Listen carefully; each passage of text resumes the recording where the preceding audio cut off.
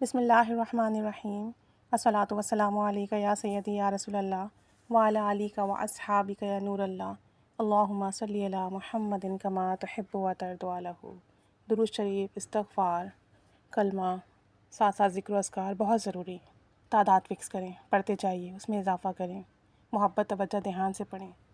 زندگیوں میں واضح تبدیلی دیکھیں گے آپ، قلبی سکون، روحانی سکون، ذہنی سکون ہوگا۔ اور پھر اس کے ساتھ آپ دیکھیں گے جو آپ کی روح سے منسلک ذکر ہے وہ آپ کو ملتا جائے گا۔ جیسے کہ ایک صاحب کہتے ہیں کہ ذکر و اذکار کے ساتھ ساتھ، درود شریف استغفار کے ساتھ ساتھ بڑا کرم اور فضل یہ ہوا کہ سورہ قریش پڑھنے کی مل گئی۔ کہتے ہیں کہ کبھی مجھے کوئی مسئلہ ہو، پریشانی ہو، کوئی معاملہ ہو، سورہ قریش سے مجھے بڑی تاثیر ملتی ہے۔ کہتے ہیں کہ اگر مجھے سواری نہیں ملتی یا میری کوئی چیز خراب ہو جائے، موبائل کام نہیں کر رہا یا گھر میں کام کر رہا ہوں کوئی مشین کام نہیں کر رہی، کوئی دشواری ہو گئی ہے، تو میں اسی وقت سورہ قریش پڑھنا شروع کر دیتا ہوں۔ ہر بار بسم اللہ کے ساتھ پڑھتا ہوں۔ کہتے ہیں کہ میرا یقین ہے کہ 41 ٹائم سورہ قریش پڑھوں گا تو جو بھی مسئلہ ہے وہ حل ہو جائے گا۔ اور کہتے ہیں ایسا ہی ہوتا ہے کیونکہ یہ یقین کی برکت ہے، کلام الہی کی برکت اور تاثیر، کہ کلام الہی پڑھا، یقین کی طاقت سے پڑھا، تاثیر ملنا شروع ہو گئی۔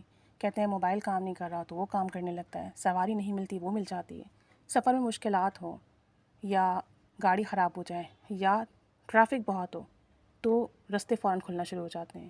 کہتے ہیں کہ اول آخر 3 بار آپ درود ابراہیمی پڑھیں، درمیان میں 41 مرتبہ سورہ قریش پڑھ لیں بسم اللہ کے ساتھ، اور پھر دیکھیں کیسے آپ کے کام بنیں گے، اسی وقت آپ کے مسئلے حل ہونا شروع ہو جائیں گے۔ کہتے ہیں ہمارے گھر میں اگر کوئی بیماری ہو، کوئی مشکل آ جائے، پیسوں کی تنگی آ جائے یا کسی قسم کا کوئی بھی مسئلہ ہو، بعض اوقات یہ ہوتا ہے کہ مالی تنگی آ جاتی ہے، کسی سے تھوڑے بہت پیسے ادھار لینے پڑتے ہیں، کوئی مہمان آ گیا اور گھر میں کچھ ہے نہیں، تو کہتے ہیں کہ بس سورہ قریش پڑھتے ہیں، اسی وقت مسئلہ حل ہو جاتا ہے۔ کسی سے پیسے لیے ہیں تو ادا ہونے کی سبیل بن جاتی ہے، کوئی بیماری گھر میں آتی ہے، سورہ قریش پڑھتے ہیں تو اس کی صحیح دوا ملتی ہے، اس بیماری سے شفا ملتی ہے۔ اگر ہمیں کبھی کوئی پریشانی ہو، سورہ قریش پڑھی، اسی وقت مسئلہ حل ہو جاتا ہے۔ کہتے ہیں کہ میں نے یہ معمول بنا لیا ہے، صبح اور شام ایک تسبیح سورہ قریش کی پڑھتا ہوں بسم اللہ کے ساتھ۔ آپ یقین کریں جس جگہ جاتا ہوں عزت ملتی ہے، جس مقصد کے لیے جاتا ہوں کامیابی ملتی ہے۔ اور جب میں کھانا کھاتا ہوں تو سورہ قریش لازمی پڑھتا ہوں، اس کی برکت سے کھانا ڈائجسٹ اچھا ہوتا ہے اور کبھی مجھے کوئی بیماری لاحق نہیں ہوتی، میرے رزق میں برکت ہو گئی ہے۔ آپ یقین کریں اللہ کریم مجھے اتنا دے رہا ہے، پتہ نہیں کہاں کہاں سے دے رہا ہے کہ میں جب سوچتا ہوں تو میں خود حیران رہ جاتا ہوں۔ ایسے ایسے لوگ آ کر میری مدد کرتے ہیں جو میرے مخالف تھے، کیونکہ سورہ قریش پڑھنے سے آپ کی دشمنوں سے حفاظت ہوتی ہے، لوگوں کے منصوبے ناکام ہو جاتے ہیں۔ کہتے ہیں کاروباری آدمی ہوں تو اکثر اس طرح کے مسئلے مسائل ہوتے ہیں، دوسرے لوگ پریشان کرتے ہیں، کاروبار میں تنگ کرتے ہیں یا ہمارے گھاک توڑنے کی کوشش کرتے ہیں۔ سورہ قریش جب سے پڑھنا شروع کی ہے تو لوگوں نے تنگ کرنا چھوڑ دیا ہے، بلکہ جو لوگ ہمیں پریشان کرتے تھے اب وہ ہمارا ساتھ دیتے ہیں۔ کہتے ہیں کاروبار بہت پھلنے پھولنے لگا ہے۔